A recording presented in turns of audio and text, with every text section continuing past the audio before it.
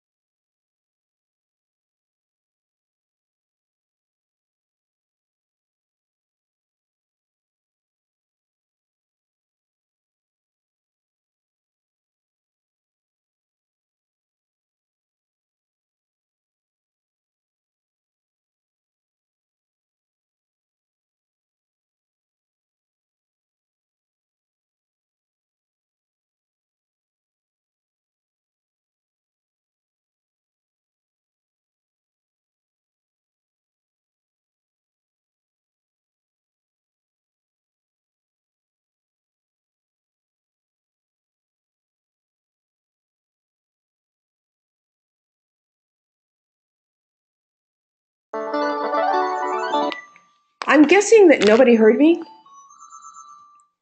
So let's try this again. Hi, this is Gail Meredith. I'm part of the National Team Technology Committee. Thank you for joining us to hear Marty Isozaki, president of InfoWave. He is an amazing resource. His presentation title is Cybersecurity, Woulda, Coulda, Shoulda, or Just Do It. Marty's had more than 35 years in technology. He has been an independent technology consultant for 20 years. And since I'm part of the Long Beach Assistance League, most important to me is he has been consulting with the Long Beach Consistent League for 10 years. And what's important to most of us is Marty knows how to explain cybersecurity in plain English to board members, senior management, executive directors, anybody. He's really good at it. So let me welcome him, and we'll go from there.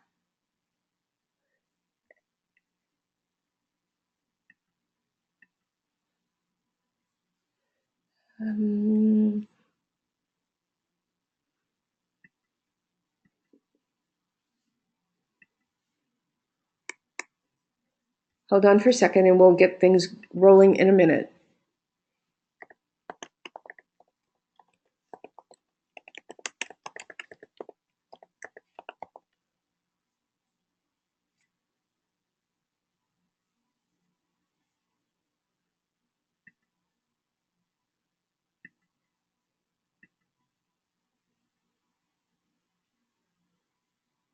Oh.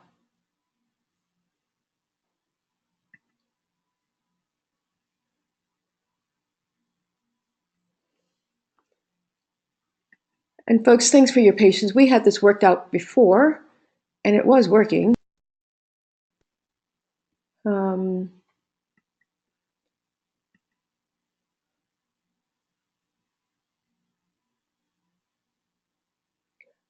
Marty, I just sent you a PIN number. If you can enter that PIN, then you can start chatting.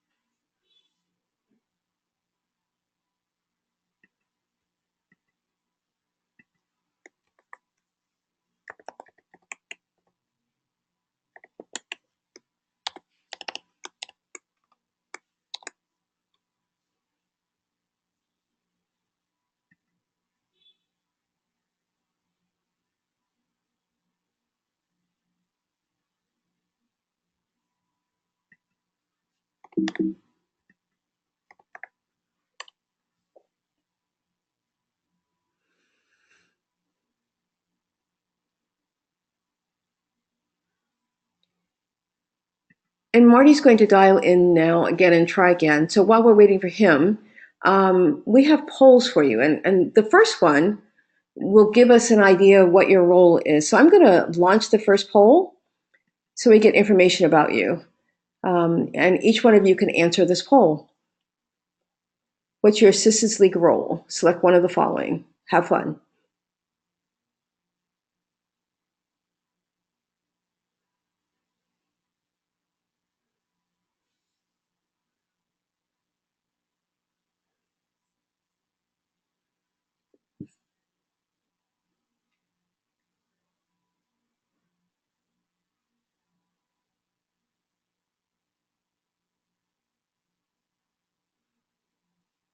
And I have 50% of you that have voted so far. Thank you.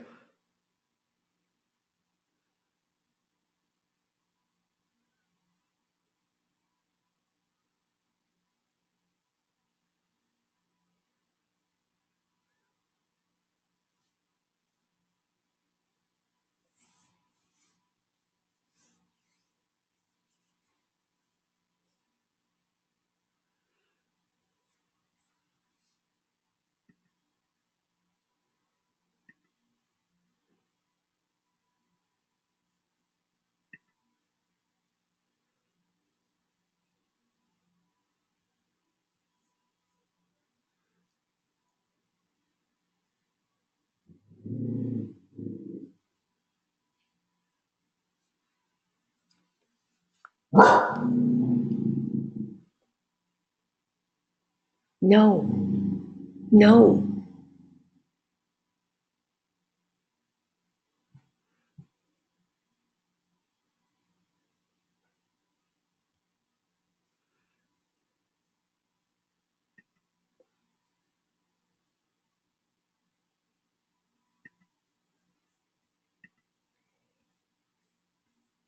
I'm going to go on mute and try to get to Marty. Give me a second.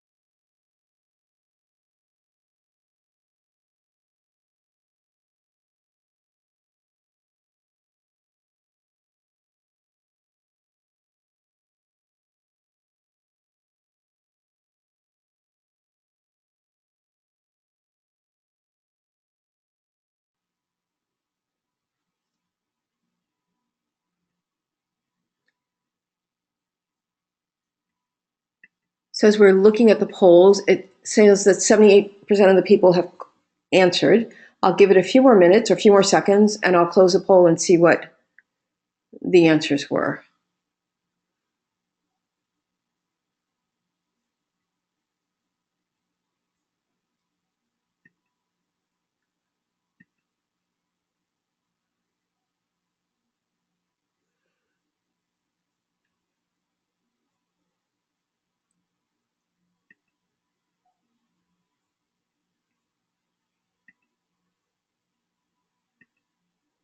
And I love this tool. With the quick poll, the question was, what's your Assistance League role? 33% are volunteer members, 17% are chapter staff, 22% are chapter management, 28% the chapter board member, and 0% national board member. It didn't allow me to respond, so we don't have anybody. But we're also chapter members, etc. So we could have picked anything. Let me check on Marty again. This is fun. If I'm having fun, I'm sure you all are having fun.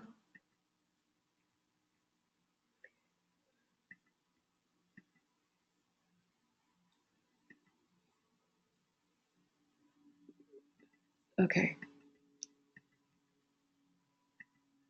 Marty.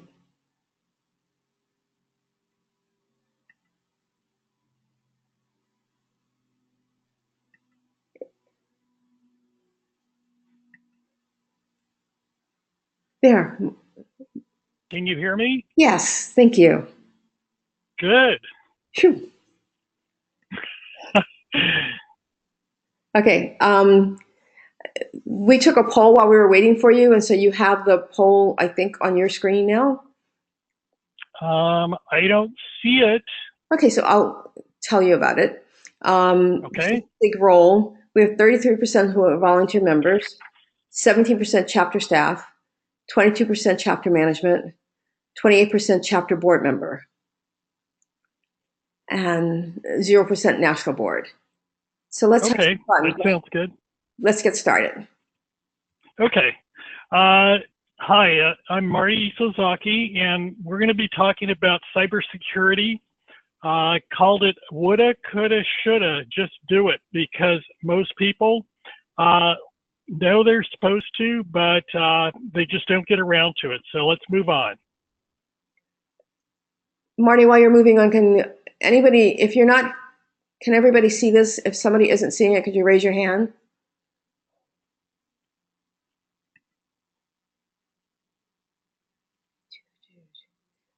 I have two hands raised, Marty, so they can't see your screen.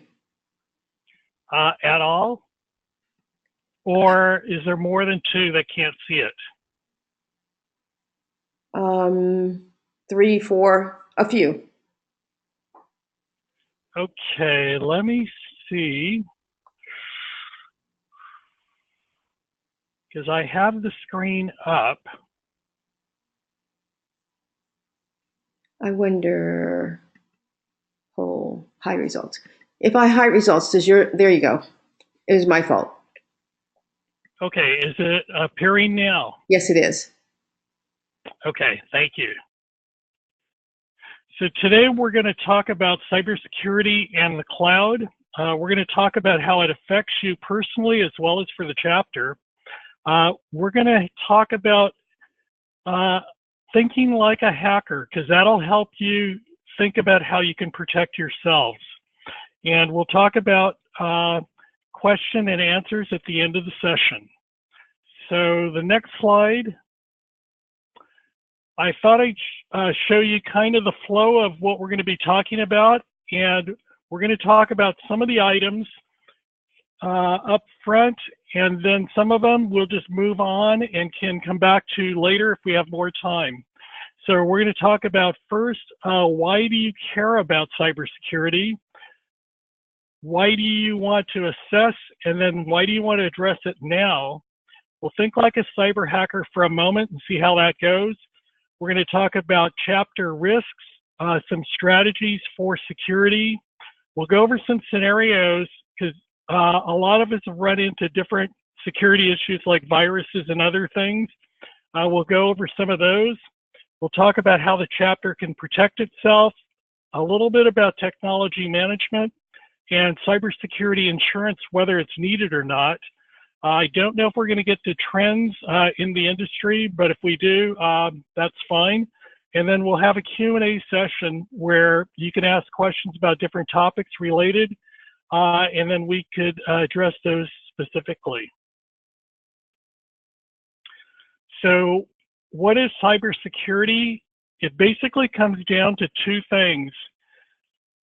things. One is security of information and communications. Those are the two items that people care about. As far as the impact, it affects the people.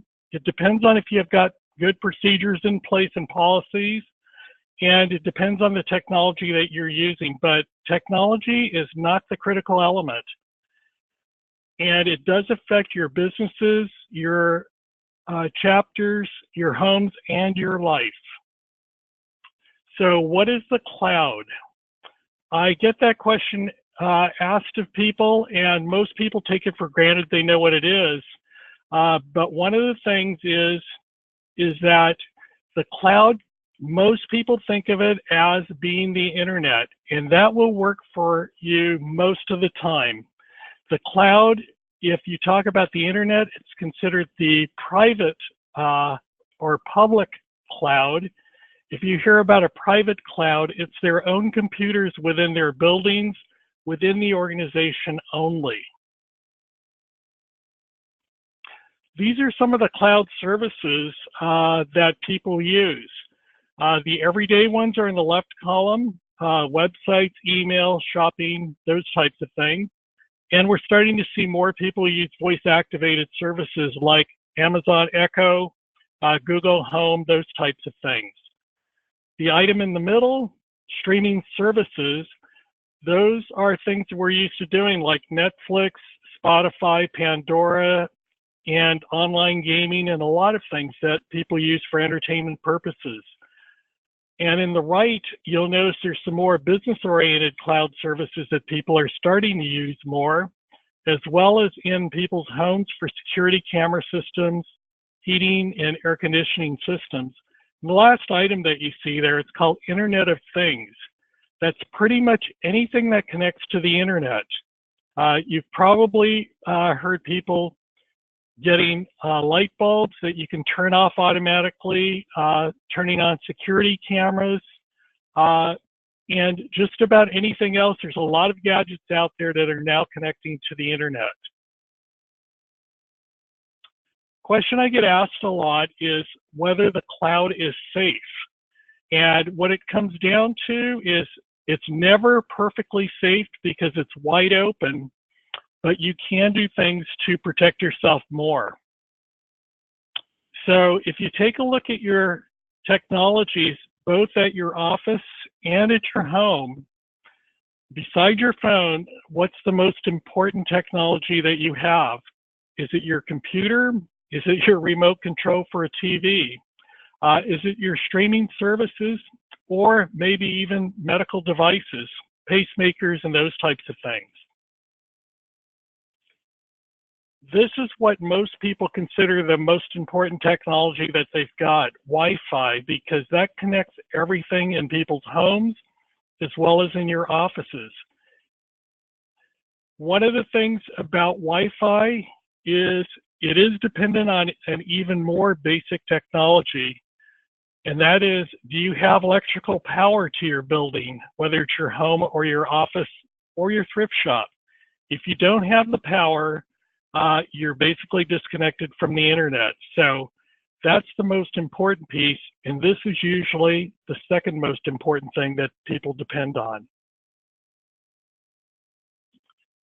Why do you care about cybersecurity? If it only affected your computer, it probably would be important, but not critical.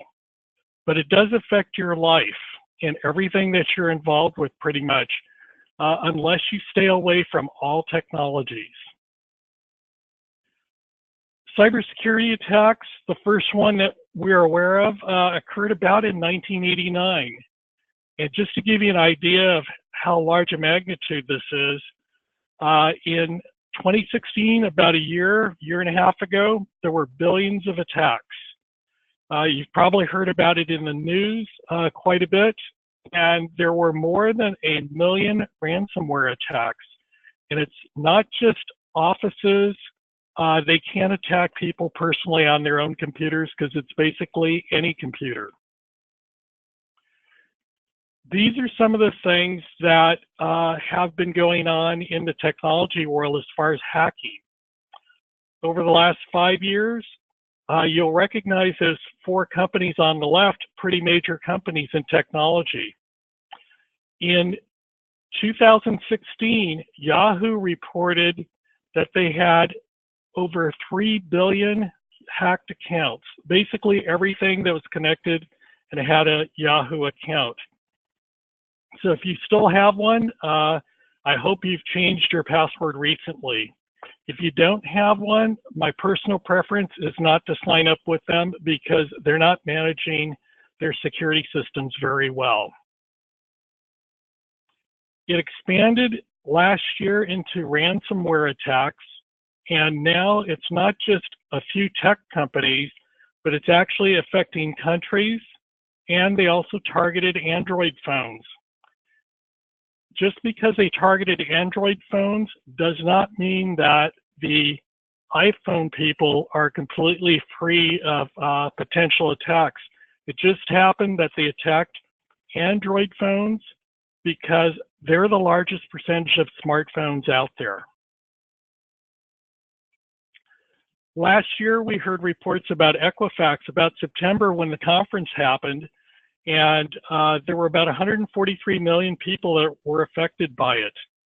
But what most of us didn't know is about 2-3 years before that, Experian, another one of the major credit card reporting agencies, was also hacked.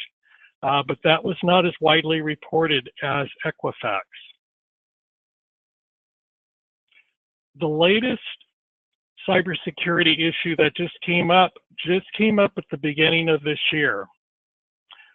You may have heard of Meltdown and Spectre in the general news. They're talking about systems potentially being hacked, but here's basically what that's about. If you look at the left column, those two particular issues affect almost anything to do with a computer chip. So it's not just computers, it's phones, servers, iPads, Android tablets, your networks, the internet connections, the boxes connected to it. It even affects things like your light bulbs, security systems, cars, and other things if they have computer chips in them. And most things do these days. The things that need to be fixed basically are if you have a Windows computer or a Mac, if you have an iPad, Android things, those need to be updated as far as the software goes. That's something that you can do. Keep your software up to date. Browsers, some of them have fixes for this as well. The ones as you move down where it's just software stored in the hardware, you don't have to know about the details of this as far as what BIOS means, but BIOS is basically a software update for the chips within the computers or computer type devices. That's getting pretty technical, and if you do get into that issue, I wouldn't worry about doing it personally, but you would want to talk to somebody that's a techie type person that could basically make sure you're updated on that area if you need to be. So here's what you can do. Keep your software updated. You can run a test to see what your risk is, whether you're affected by Meltdown or Spectre or neither. There's a program called Inspector, as you see right here, and I know it's offered on PCs, and that's available for free. That's an easy test to run. But if you get into things other than just keeping your software up to date, very likely you will need additional technical help, whether it's a volunteer that works at the chapter or other people that you need to rely on from the outside. But be careful as far as the fix goes, because there are people now taking advantage, knowing that people are looking for solutions, and they're putting out fake solutions out on the internet. So be careful in that area. Another area of potential cybersecurity issues is anytime there's a natural disaster out there, hurricanes, big fires, earthquakes, or people that are pleading for help through GoFundMe. Be careful before you actually make contributions if you're interested. Check it out to make sure that it's a legitimate site that you're going through. Things to care about as far as your chapter goes. It affects everything in the office, and it's a thrift shop. At the thrift shop, for instance, you've got usually credit cards. You've got computers keeping track of inventory. You've got some computers keeping track of other information like financials. It affects you personally as a volunteer member because they keep track of your volunteer hours. Photos are taken of you. You have member data that's kept track of. And it affects the staff and the operations as far as keeping track of finances and risk management and programs for the organization. Here's what you can do. You can't do everything, so do what you can to protect yourself and let those people that you know be aware of these issues and help them if you can. For the chapter, the best way to help the chapter protect itself is make sure that you select leadership that considers cybersecurity important because it affects the entire organization, and also select advisors to supplement any internal chapter volunteer or internal expertise that you already have. And as far as public officials, most of them will say that they're interested or don't talk about cybersecurity because it's too technical for them, they think. But it's really not a technical issue at their level. What they need to do is make sure that they are in touch with people that can take care of the technical side and to actually vote for policies that protect the public. As far as assessing things, let's take a look. Here's the reason why you want to pay attention. If there's a major cybersecurity problem, not just getting a small virus here and there on your computer and then removing it, but a major one, about 60% of small businesses, they try to recover from those problems, but over a period of, say, up to maybe a few months to 6 months after trying, 60% of them go out of business because they're unable to recover their customer records, their accounts receivables. They don't know what to do, and their systems are a mess, and they can't afford to actually get everything back in business. One of the studies said that 75% of organizations have been hacked within the last year. And when they say hacked, it could be anything from getting something as simple as viruses to getting ransomware or a lot of other big issues related to cybersecurity. When it does happen, people need to basically figure out what do they have to do to get back so everything is normal again. And it can cost as much as $30,000 to $50,000 per incident for small businesses. And that's not uncommon because people have to wipe their computers clean, they have to reinstall the software, they have to transfer their data, re-download data if they've got it backed up. It takes a lot of time. There's also downtime for staff and volunteers where they can't use the systems. It's also downtime for potential lost business because they couldn't serve their customers without their computers. So there are a lot of things beyond just the cybersecurity virus that somebody got to actually get everything back and working again. One of the things to be careful of is you'll see different ranges of numbers. You'll notice there's 30 to 50,000 here, but there's another one that says 690,000 for small businesses. But there are different definitions for sizes of businesses. And in the financial world, small business is anything less than $100 million per year. So I don't call that normally what I think you and I would consider a small business. So you're going to see wide ranges of numbers out in the news. Some of them are high just to basically scare people and to make it look like it's a much bigger deal. But even 30 to 50,000 is a very substantial amount for a small business.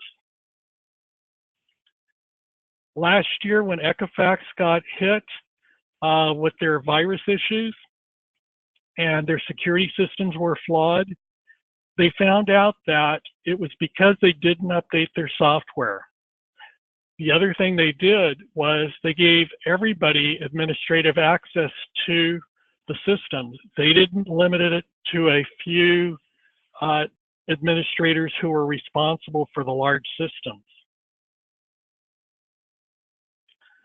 The issue they ran into is the company is actually has been sued for and have repair damages of about $100 billion. The net worth of the company was actually only about $23 billion, so their potential liabilities are much higher, and they have the potential to go bankrupt, as large as an organization as they are. It's possible they may get bought by one of the other two, or there may be other things that may occur. Let's think like a hacker for a moment. Who am I? Is it this person over here that's got a hoodie on? Is it somebody that's having champagne at a party? Are they just teenagers getting together to have a talk? Or are they business people that look like legitimate business people? It could be any of these people. Who do I work for if I'm a hacker? Oftentimes, it's organized crime, could be government agencies, could be large businesses, or you can have freelancers or people that hack because they're trying to fight for a cause and they think that's a way to disrupt the people that they're fighting against. These are the reasons that most people are involved in hacking. The primary one these days, it's usually money and power. Security, some of them are into cybersecurity hacking at the national and corporate levels. At the national level, it's for national security a lot of times. And it's not limited to the United States or China or Russia. It could be those countries, and they're all involved probably. But there are a lot of other smaller countries that are technology savvy that are involved for their purposes.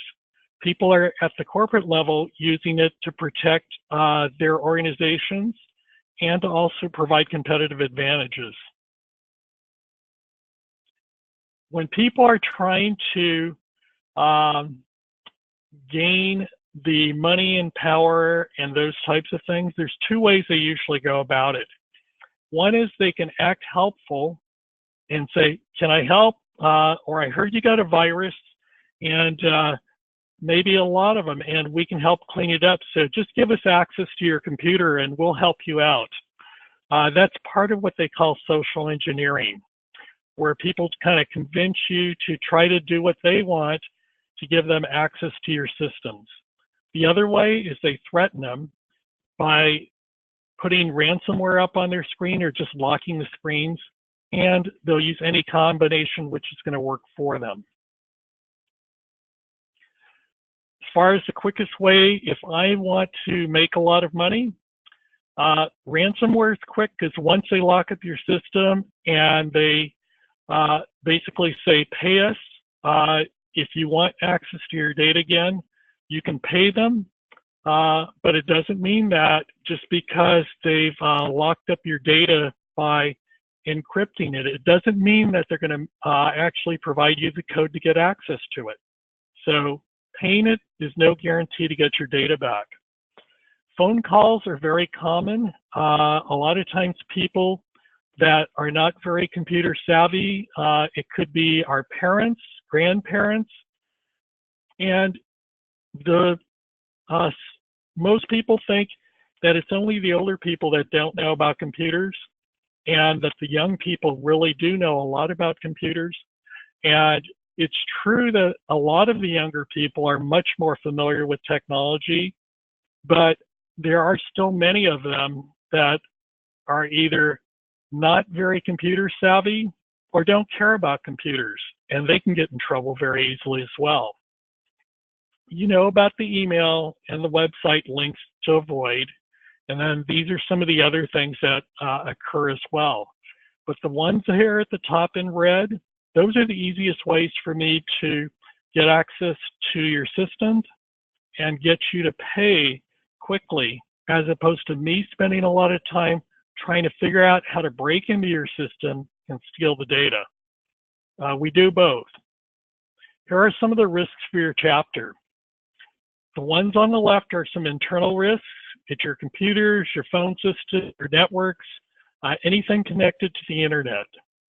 On the external side, these are the things that some of it you have less control over, but you depend on. Email system, internet connections, your websites, your cell phones. Some of it we do have some control over to an extent. Other ones we depend on our vendors, so make sure you choose reliable vendors. As far as major risk areas, these are all risk areas for you. But the ones I usually run into the most, it's because people have old equipment, old software, and don't keep it up to date. They don't have backups, even though they know they should, and people are not trained in dealing with the situation. And that's a big factor. Here are some of the network equipment things that you probably have at your office. Phone systems, servers, routers, Wi-Fi, network switches, and some of these other things. If they're too technical for you, don't worry about them, but make sure that somebody at your organization is technical enough to address these issues for you. The main ones that most organizations rely on these days related to the internet, it's your service provider, your email, your website, your domain name, which is, for instance, for Assistance League, assistanceleague.org. And then you have some other items like backup systems and things like that as well. As far as risk factors, people oftentimes think it's the hackers from the outside. But the truth is there are a lot of critical issues, both internally and externally, because the internal people, they know how to access the systems, and oftentimes they're given passwords to have access. So you hope they're trustworthy, and you want to make sure you hire people on that basis. The external, those could be anything from so-called hackers to vendors to suppliers to volunteers, anybody that is not part of the internal part of the organization. But they may be very close to the people or very close to the information. The risk factors, there's basically three: people, procedures, and technology. Usually for the people, it's because they're not trained. If you do have people that are careless about security, they, for instance, put their passwords under their keyboards. They talk about their passwords out in the open. They send their passwords to everybody by email, those types of things. And you have disgruntled employees, and you may not know about it early. If the procedures are unclear, where people don't know what they're supposed to do, or they don't know who to notify if they detect a problem, that's a problem. In technology, it's usually because of out-of-date stuff. I would say as far as cybersecurity goes, just do it. Don't wait, because security issues, they just happen.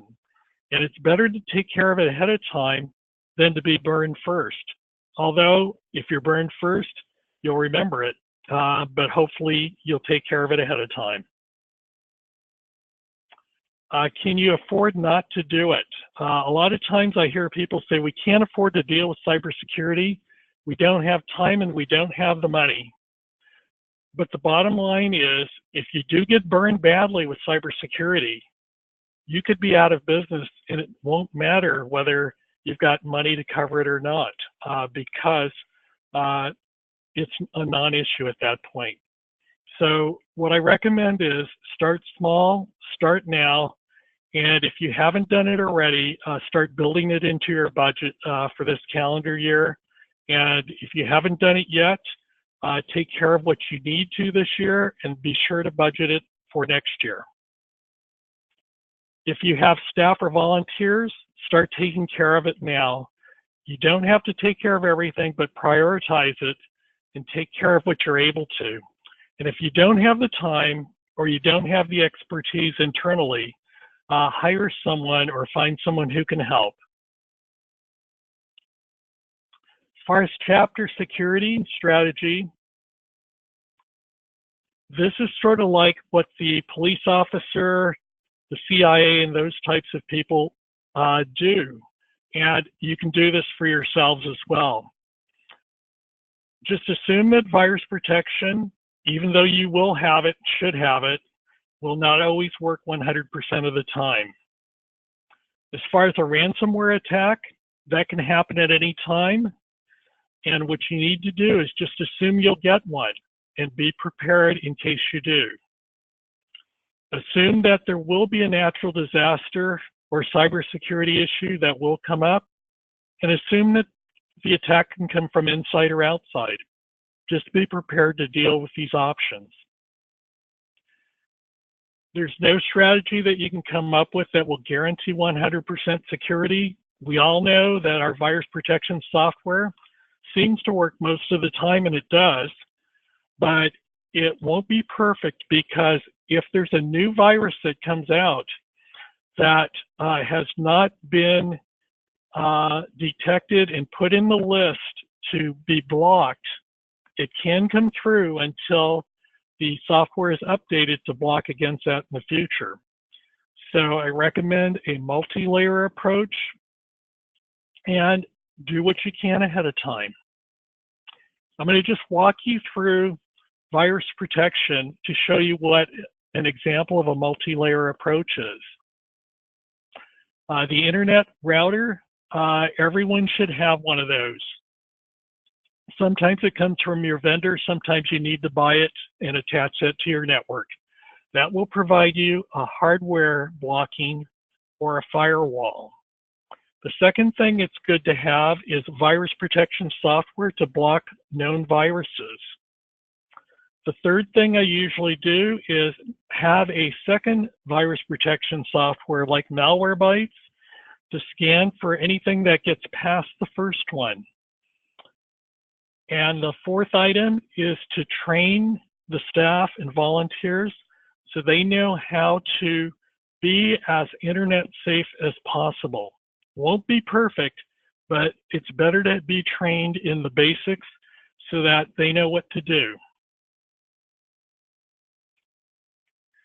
So what you want to know is, what can you do ahead of time to protect yourselves?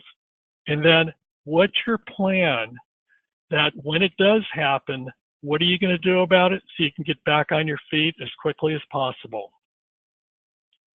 Here are some scenarios that happen every day. Thought I'd go over a few, and then I'd move on to talking about chapter protection and technology management. These are some of the common scenarios that I run into and hear from people every day. So we're going to step through a few of these, and then we can handle some of them through Q&A. Digital data safety.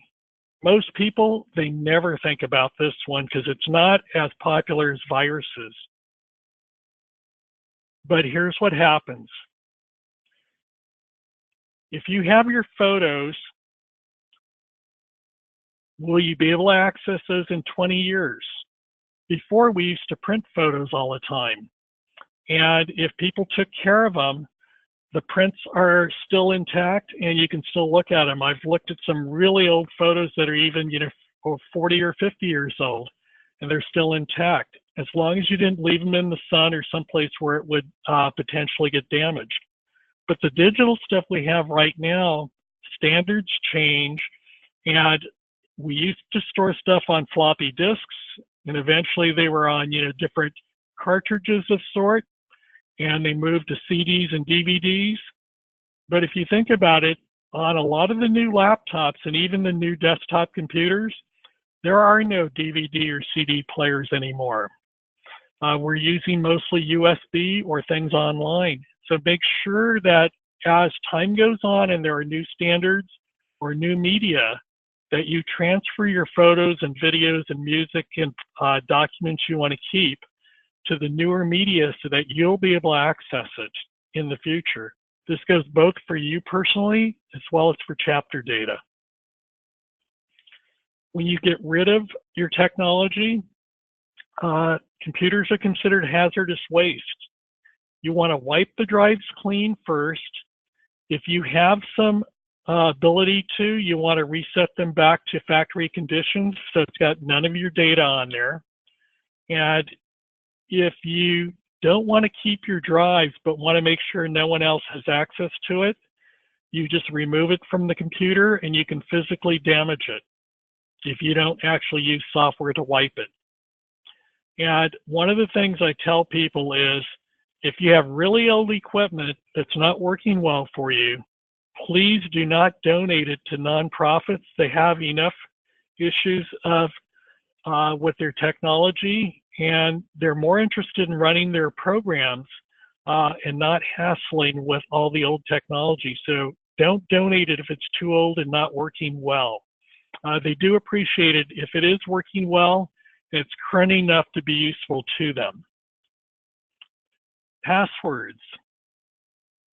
All of us use passwords, except now we can use fingerprints on our phone and sometimes facial recognition. But use different passwords for everything that's important to you. Don't use the same password for everything, because once one of them gets hacked, the person has got the potential to hack into everything else you have access to. Choose something that you can remember. One of the things that the security people are finding out now is that it's not so important that you have a super complicated password, but they said one of the best things you can do to make your password better is to make it longer. And usually the vendors will require it to be at least 8 and sometimes 10 or 12 characters. Another item that's more recent, it's called two-factor authentication.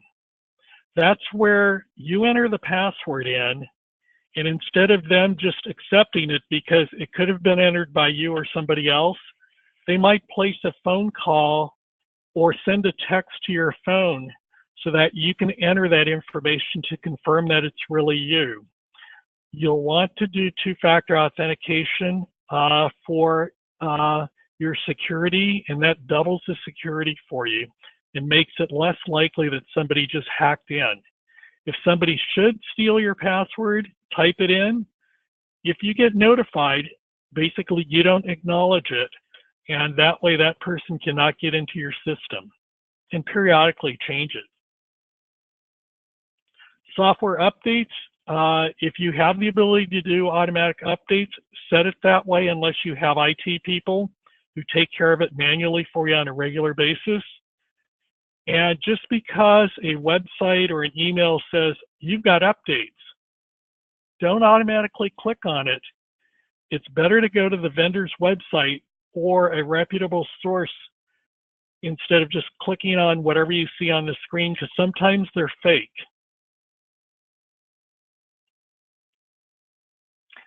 PCs, Macs, phones. PCs and Macs both need virus protection. They're both computers. Macs are not free from viruses. They just happen to get less than PCs because there are a lot more PCs out there. But hackers know that there are also more Mac users and phone users, and so that's where the targets are going to be also. I see this one and people smile and they say, I won't get hacked, I'm nobody, or I won't get targeted, I'm careful. That's good that you're careful if you are, but even if you're not targeted, they don't always attack people on an individual basis, but sometimes it's because they just attack people across the board and just send out messages to millions of people, and they're just hoping that a handful of them respond that they can actually get back to and take care of. You'll know when you've been hacked if you see some fake messages sent to contacts, if you see a lot of pop-ups, or just weird things are happening on your computer. You'll need to take care of that situation, and the first thing you'll want to do if these things are happening, scan for viruses on your computer. It's very likely that it could have been. So you want to scan for it and you want to fix it. But one of the things most people are not aware of is that when you have your software scan for it and fix viruses, it doesn't fix these other problems that these hackers create. A lot of times they'll change your home page on your web browser, they'll change your search engine, they'll add on software or extensions to your computer. Those need to be checked as well, besides just removing a virus.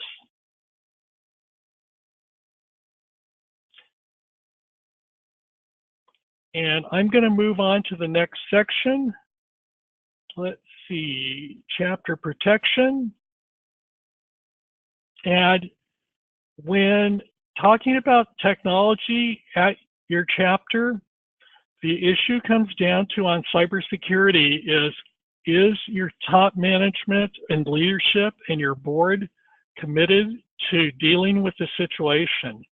Because if you don't allocate budget, you don't involve technology people in the business planning, if cybersecurity is not a priority, then management decisions will be made for other issues before this. But this issue is one of those issues that can actually shut down the organization if it's not taken care of. So commitment from the top is necessary. To protect your data, there's lots of things you can do, but one of the best things to do is make sure your current backups are current. If they're not current, you're not able to recover if you have to wipe your systems clean from an attack. You want to train people, and if you don't have one, if you're a larger chapter, you may have a technology committee. If you're a smaller one, you may have a few key people that are more technology oriented, and they can basically help with the leadership of technology in your organization. Keep your software up to date, use good passwords, and use two-factor authentication. For the smaller chapters, I thought I'd break it down into small and larger ones. For the smaller ones, you want to have identified key responsible people. It might be one person and a backup person. You want to make sure you train your people.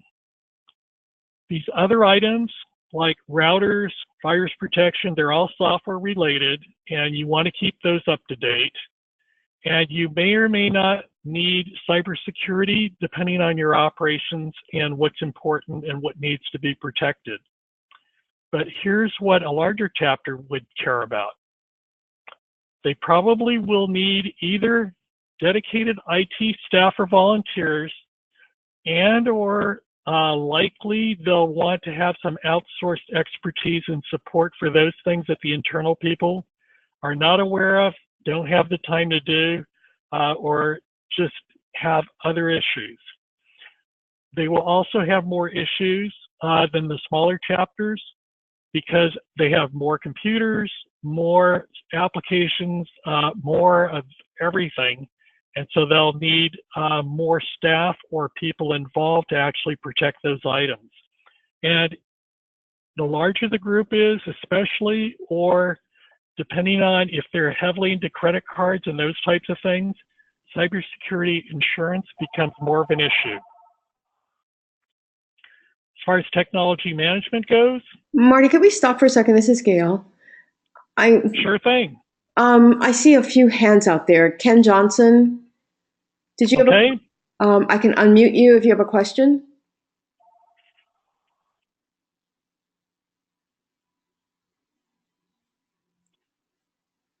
Okay,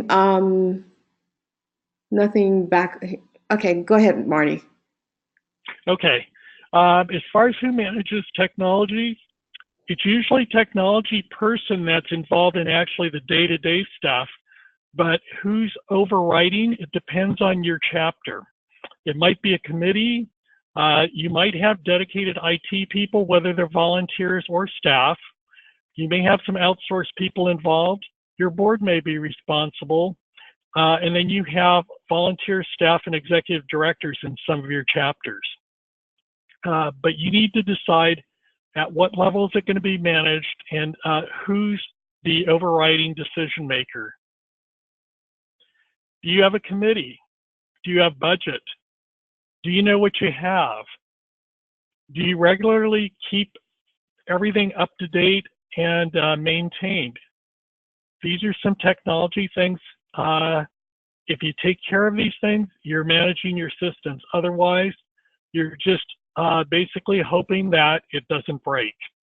And that's a tough way to run a business.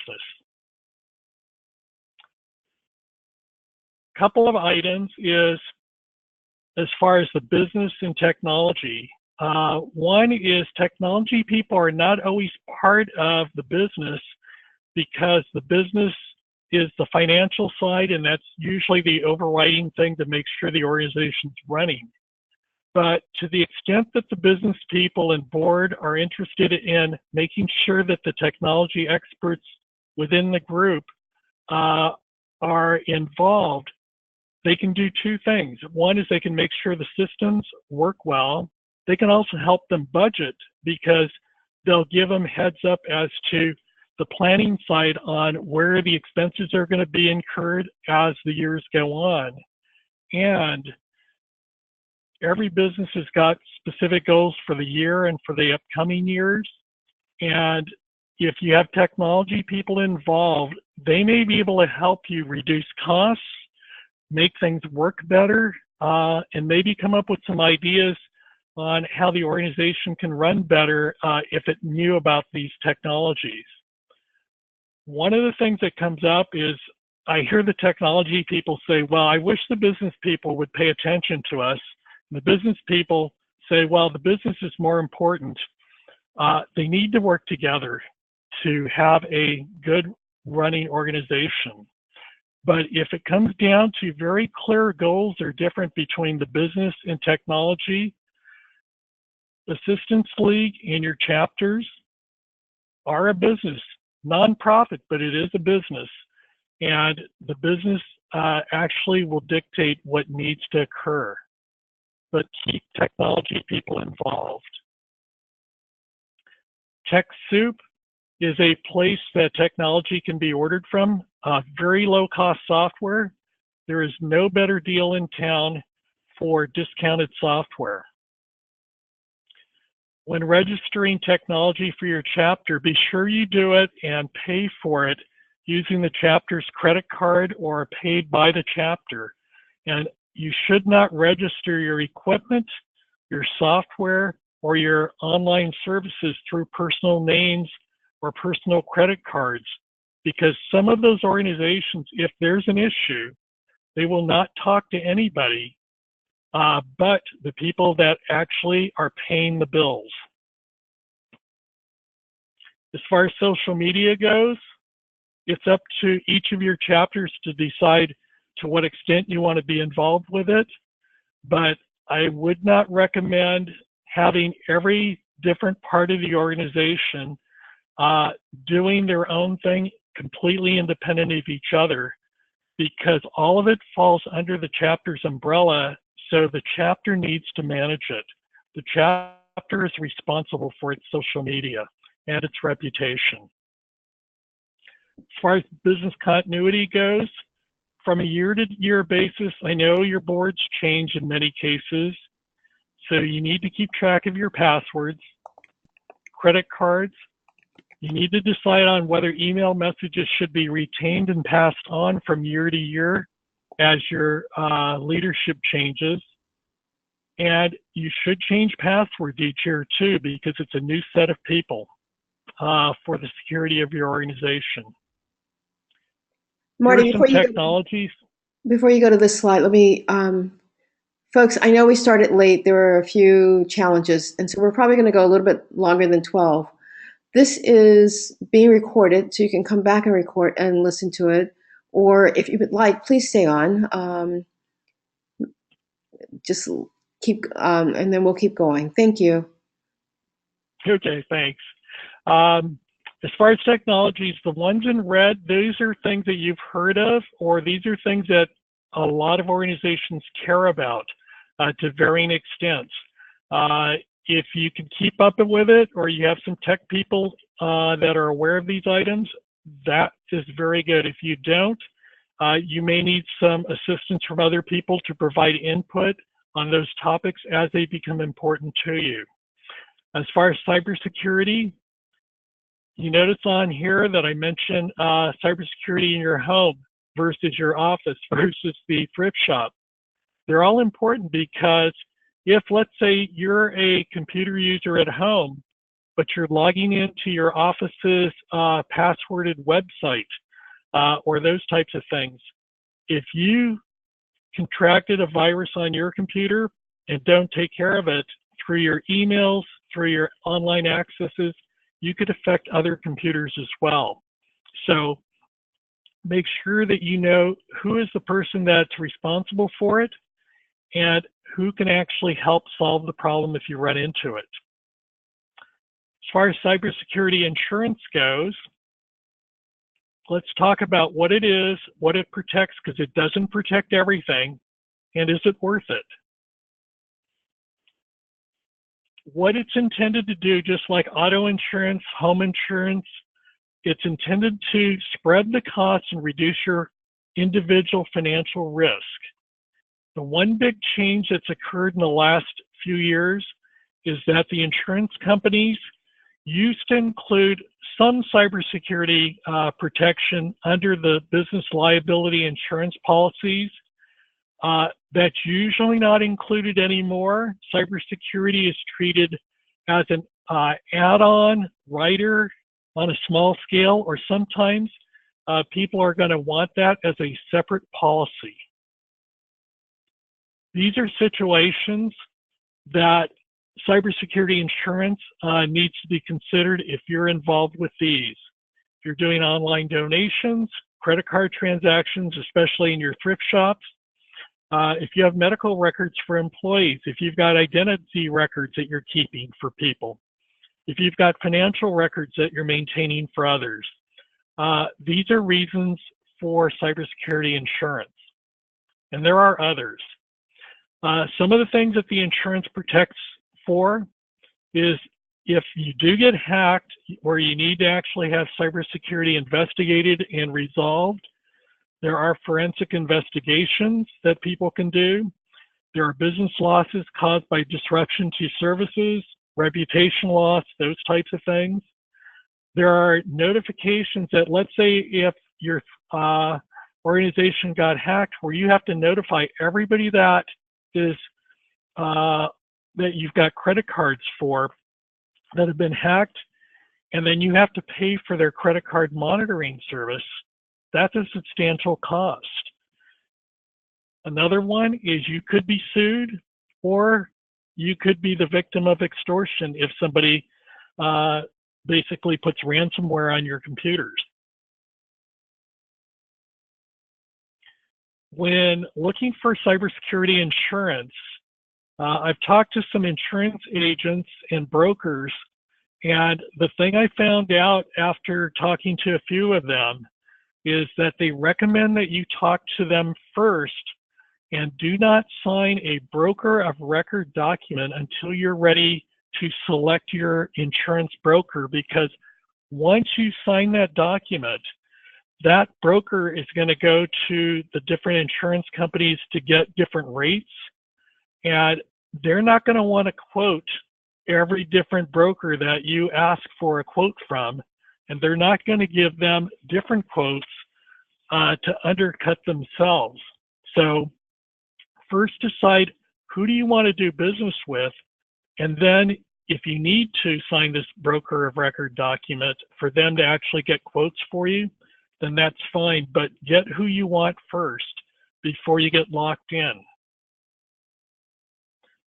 As far as buying cybersecurity insurance, there's two different ways to do it. One is you can add it as a rider to your business policy, liability policy, or you can get it as a separate insurance policy.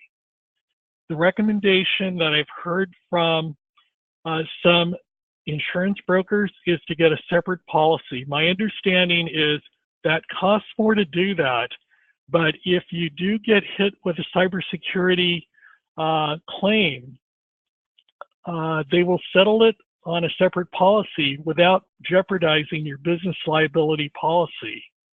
But if it's a rider and if it's a substantial claim, some insurance companies have actually denied and additional business liability policies through them, as well as the cybersecurity, and those customers actually had to go to other insurance companies because of the situation.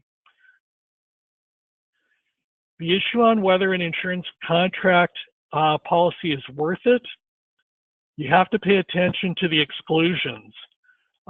There are many, and they'll exclude everything they can, so you need to make sure that the policy, if you're interested, covers what you need and does not exclude those items.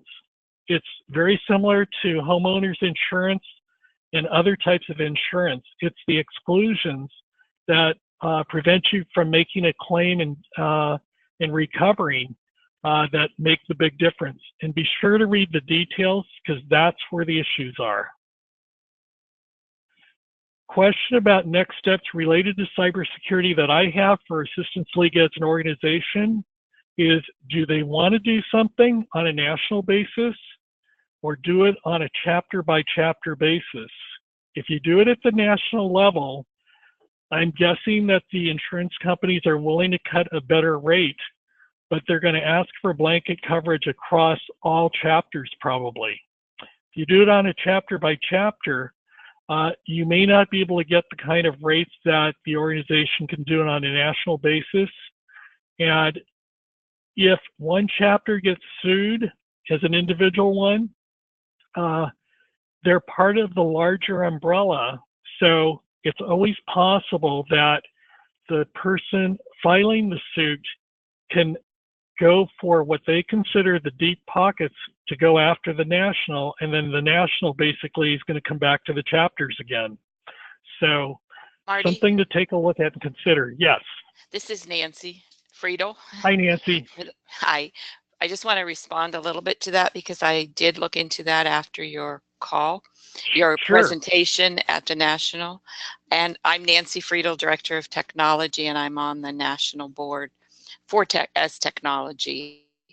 And I asked our fund development person, or our corporate finance person, who also happens to be an attorney, and she indicated that they wouldn't be doing a national cybersecurity policy because so much of the risk involved with a cybersecurity policy depends on the factors that you've already gone over. If a chapter has old equipment and they're not keeping it up to date, to have a global cybersecurity policy would be unmanageable because we don't have any control over what the chapters do. We can look into whether we could get a better deal by having multiple chapters sign up with the same person, but there would not, it's my understanding that there would not be a national cybersecurity policy. Okay. And one of the things that would be good to know is if currently chapters have a cybersecurity policy and who they have it with. And we can through venues such as this, leverage what information chapters have already done to try to get best practices and see if one is better than another. That sounds good. Nancy and Marty, if you wish, I can launch the poll asking if people on have cybersecurity insurance. Sure, that'd be good. And they can also, through the chat session, say who their cybersecurity is with if the answer is yes. That would be great. And we can capture that information.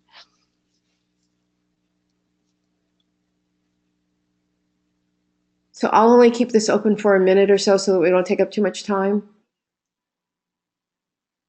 Okay, and then what I thought I'd do is I'd go to Q&A right now if somebody would like to ask questions that we can address, and then I'll close with a summary.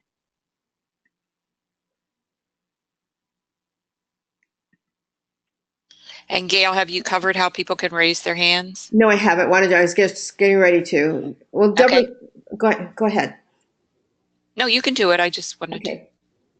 So people can, we did raise the hands in the beginning for people, if you could hear us or not hear us. I noticed that Deborah George has raised her hand. So I'm going to unmute you, Deborah. And yeah. Hi, I don't know if you can hear me, but I can hear you fine. Okay, on the screen there's a poll that says, do you have cybersecurity insurance? There's not a response category for don't know. Sorry. And True. way back in the beginning, Marty, you mentioned that, if I understood this right, there's a security vulnerability scan that we can run ourselves with a program called Inspector. Is that correct? That's correct. That only addresses the most recent meltdown Spectre issue that's out there right now. And could you provide on the screen at some point the URL, the site for that? Sure, I can do that. Thank you. That's Marty, all I have. You can actually enter it into the chat window or on the screen. Okay, let me do a quick look and then I'll enter it in the chat window. Thank you.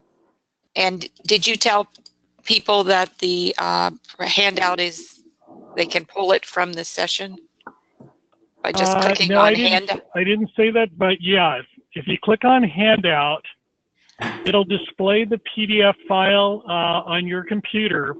And then from Adobe Acrobat Reader, there's a button to click to download.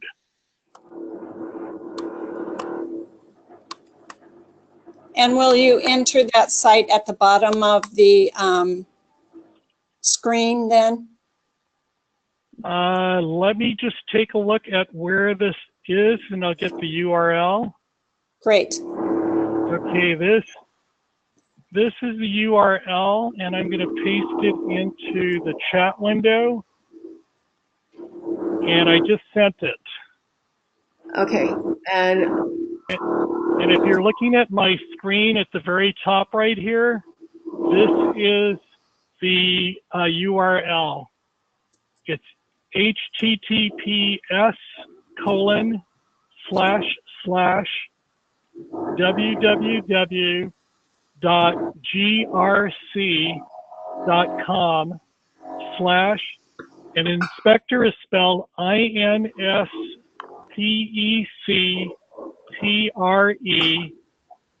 and there's a period HTM, and that's the entire URL. Got it. it's in the chat room for everybody, or chat window for everybody. Okay. Thank you. You're welcome.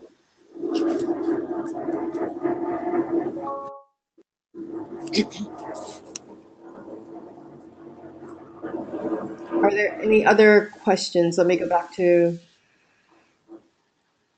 I'm going to run on the bottom of the screen. I'm going to run the mouse across this area called scenarios. We talked about the first 3 or 4 scenarios. If any of these other ones down that line are of special interest, can you let me know which one and we can go directly to it and you can we can address that question. And then while you're waiting for that, Marlene has her hand up for a question. No, okay. Sorry, I hit the wrong one. No problem.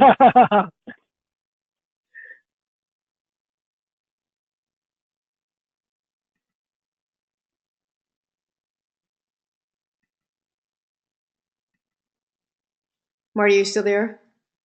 I'm still here. Okay. Are there any questions regarding any of those topics you see at the bottom, or any questions that are not even listed that you might individually have?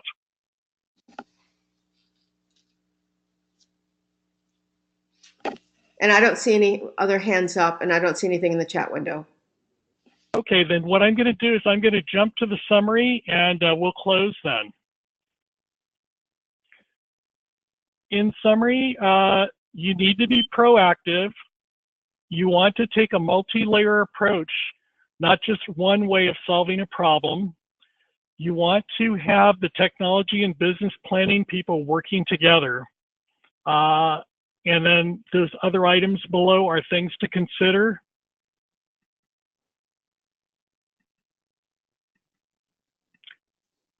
And the bottom line on this whole thing is, without all the details, what you want to do is take care of what you can, because you can't take care of all of it, and we don't know enough to deal with everything. You want to get additional expertise and help if you need it. There are things that we can't control, so have a plan on what do you do about that, so you can either gain control or get some help to deal with it. You want to prepare before the problems occur, especially the big ones. And then you have to assume that some of these situations, like cybersecurity issues, will come up from time to time. And you just hope you don't get bitten by the big one. But if something does happen, have a plan on what are you going to do after that happens. It's just like an earthquake. We prepare with an earthquake planning kit, and we know we're supposed to prepare and be ready to go and cover ourselves for 3 days. Same thing for cybersecurity. Have a plan on what you want to do for your next step. So at least you know how to get started, and then you'll work from there. I thought I'd throw up some resources that you might be interested in. 3 topics of interest related to cybersecurity. One is social engineering. One is TED Talks that you may have heard. They talk about a wide number of topics. Hackers happens to be one of them. And then there's a podcast out there called Security Now by Steve Gibson, who is the person that actually, his company wrote that program called Inspector to help people detect the Meltdown Inspector issue. The first one, called by Rachel Toback, I think even if you're not technical at all, I think all of you that, since you're interested enough in this topic to listen to our discussion today, would be interested in hearing her interview. It's about a 1-hour interview. And the reason I think you'd be really interested in it, it's because she started out as a special ed teacher. She got into social engineering and hacking, but she's completely, or was completely, a non-technical person. And she's a very smooth talker. And when you hear how she is able to try to ask questions and get people to reveal things that affect security of your organization, you'll be really surprised how easy a person can actually slide in if they know how to ask the right questions and they know how to look for the right things. And Rachel does a great job of it, and I think you'd actually enjoy that presentation. This is my contact information. If any of you would like to contact me, you can reach me by cell phone or text me, or email is a good way so that I can get back in touch with you, and we can talk or answer any of your other questions further if what we covered today didn't address all of your questions and issues. Thanks very much for sticking with us. If you have any questions, just get in touch with me, get in touch with Gail or Nancy, and we'll help you address your issues. Thanks very much. Marty, thank you. It was really very informative. And for our people that hung in there, thank you. I would say thank you for your patience, but I can imagine that you were probably screaming. So if you need anything, if you have any questions, let us know. We'll get back to you. Have a great one. Nancy, anything before we... Only that we will be posting it on the website so that they can review it, and we'll start it where we actually started so they don't have to sit through the first 15 minutes. Oh, cool. Thank you. Sounds really good. Thanks, Nancy. Thank you. Thank you, Marty. This has been, Marty does this for us on his own time and doesn't charge us, and we really appreciate his help. You're welcome. I'll see you. Okay, bye-bye. Bye.